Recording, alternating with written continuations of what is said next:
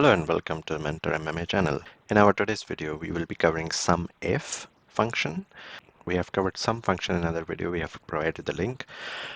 In this video, we will be covering SUMIF function. So what sum function did, it used to calculate all the values that you selected.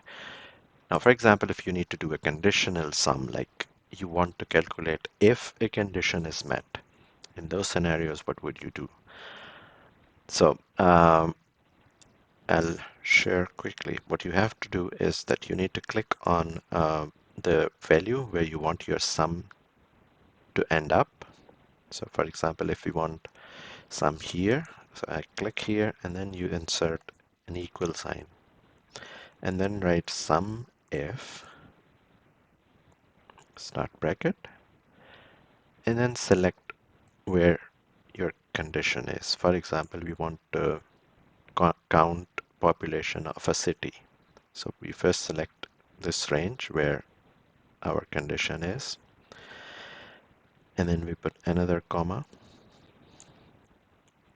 and then in quotation mark we will write Chicago. For example, if we want to take if we want to sum population of Chicago, another comma, and then you select from where you want to get the value to sum.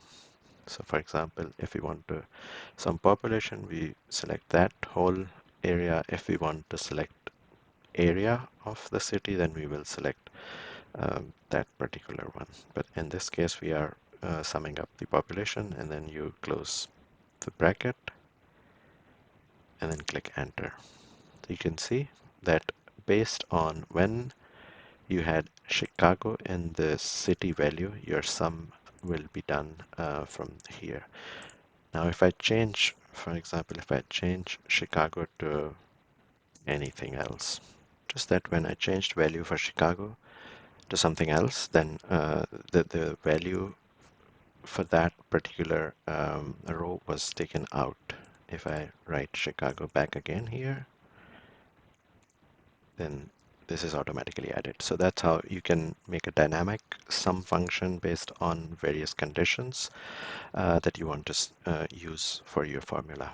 So that was our today's video. I hope you like this. If you like this content, please comment, subscribe, and like our channel so that you can continue to receive our future videos. Thank you very much. Bye-bye.